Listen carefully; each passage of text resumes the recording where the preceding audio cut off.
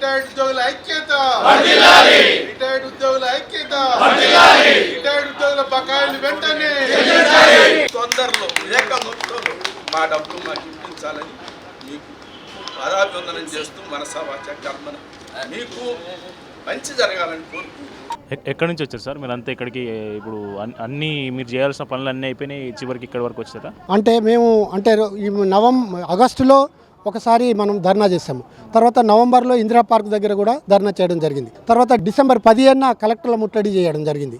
తర్వాత మొన్న 5వ తారీఖు నాడు అసెంబ్లీ ముట్టడి కూడా చేయడం జరిగింది.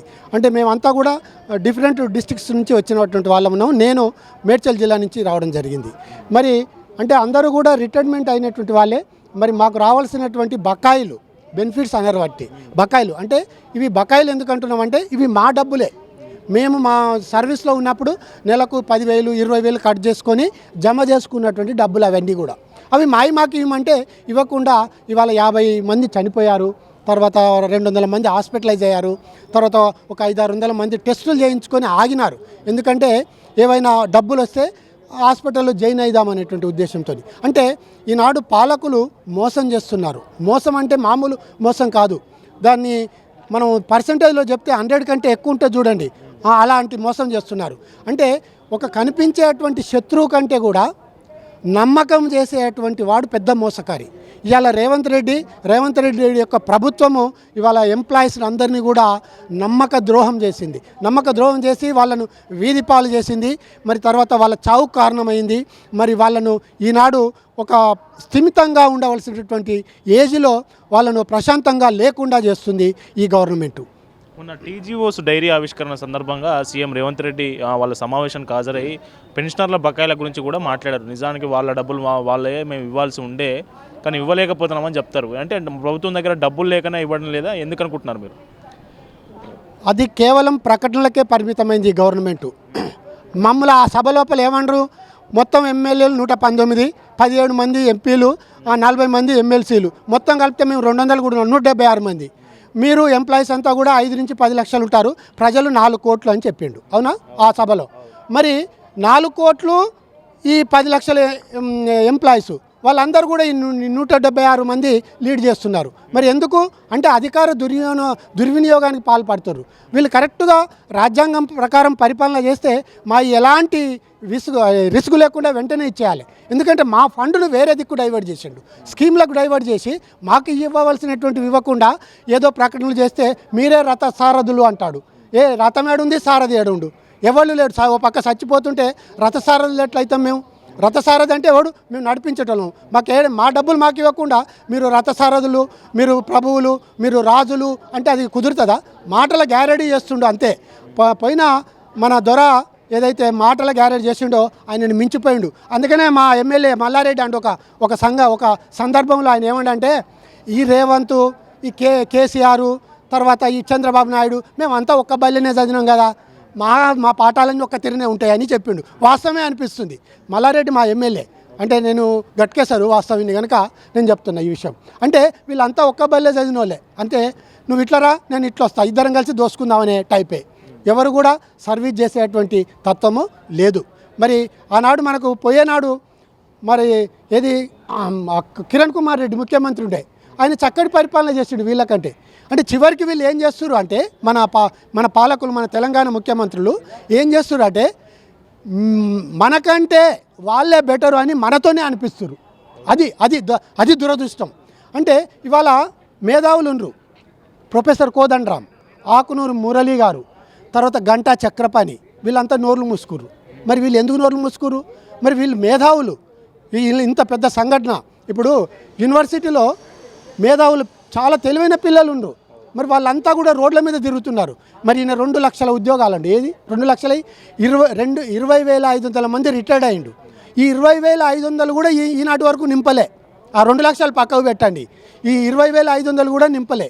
అంటే కేవలము మాటలతోని కాలయాపన చేసుకుంటూ లగ్జరీ అంటే జీవితాన్ని గడపడానికి మాత్రమే ఈ పాలకులు ఉన్నారు. మరి ఈ ముఖ్యమంత్రి ఉన్నాడు, ఈ మంత్రులు ఉన్నారు. మరి రోజుకొక ఇష్యూ చేస్తారు.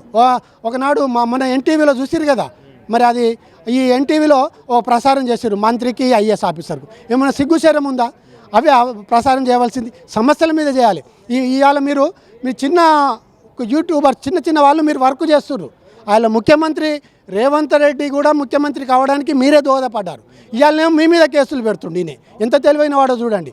మరి ఈ పెద్ద టీవీలన్నీ కూడా 100 యాడ్స్ తెలంగాణ సొమ్మును దొబ్బి తింటున్నాయి. వాస్తవంగా తిని వాళ్ళ అసలు విషయాన్ని బయటికి రాకుండా వాళ్ళకు పాలకులకు కాపలకు కుక్కల లెక్క ఉన్నాయి. అలాంటి పరిస్థితి మన రాష్ట్రంలో నెలకొన్నది. మరి ఇది ఏమాత్రము కూడా ఇది నవ తెలంగాణ ప్రజా తెలంగాణ అనడానికి ఆస్కారము లేదు. మరి ఆ దొరకంటే ఎక్కువ ఈయన పోలీసు బందోబస్తునే ఉండు, ఎవరిని దగ్గర రాణిస్తలేడు. పేరుకు మాత్రమే ప్రజాపాలన. మరి అందగత్తెల పోటీ అంటాడు, తర్వాత ఫుట్బాలు అంటాడు, తర్వాత గ్లోబల్ సమ్మిట్ అంటాడు, తర్వాత నైట్ ఎకానమీ అట. నైట్ ఎకానమీ ఏందో ఈయనదేందో కొత్త పదాలు. మరి ఇవన్నీ ఈయన ఎన్నడు చేయాలి. తర్వాత మన పోటీ ఆట పక్క రాష్ట్రాలతోని కాదట, పక్క దేశాలతోని. జపాను, అమెరికా, రష్యా, చైనా వాటితోని పోటీ పడతాడట. ఇక ఈ ముఖము మన కూట్ల రాయిది అనోడట, ఏట్ల రాయిది ఇస్తానండట. గిసంటోడే గిట్లా ఉన్నది మన ముఖ్యమంత్రి యొక్క పాలన. మరి దౌర్భాగ్యము, అది మనం చేసుకున్నటువంటి కర్మ. ఇది ఏంటంటే అనుభవించక తప్పదు. ఇంకో 2 ఏళ్ళ అయితే మరి ఈయన ఏదైతే ఫుట్బాల్ ఆడిండో, మొన్న ఆయనతోని మెస్సీ ఫుట్బాల్ ఆడిండుగా, ఇక వచ్చిన ఇంకో 2 ఏళ్ళు అయితే రేవంత్ ఫుట్బాల్ కూడా ప్రజలు ఆడతారు. రేవంత్ ఫుట్బాల్ కూడా ఉంటుంది ఇంకో 2 ఏళ్ళు అయితే, ఎందుకంటే అప్పుడు ప్రజలు ఫుట్బాల్ ఆడతారు. కనుక ఈయన చేసేటువంటి పరిపాలన ఎట్లా ఉంది అంటే నియంతృత్వ ధోరణి, వన్ మ్యాన్ షో లెక్క చేస్తుండు. మరి ఈ మంత్రులు కూడా అందరు సీనియర్లే ఉండరు. ఏం దరిద్రమో, ఒక్కరు నోరు మెదపరు.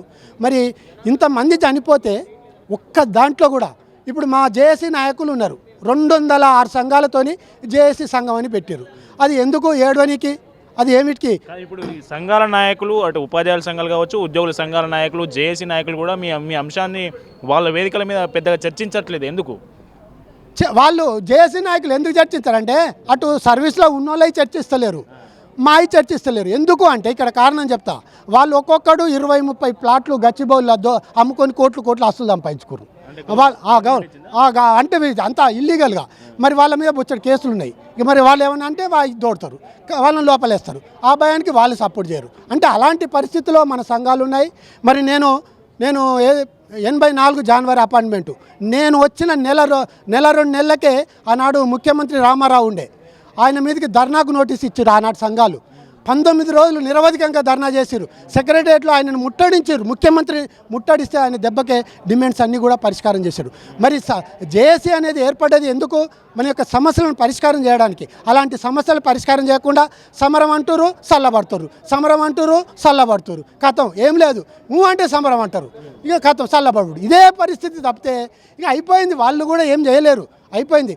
ఈ కాంగ్రెస్ వచ్చిన తర్వాత టీఆర్ఎస్ పోయేనాడు 3 DL డ్యూ ఉండే.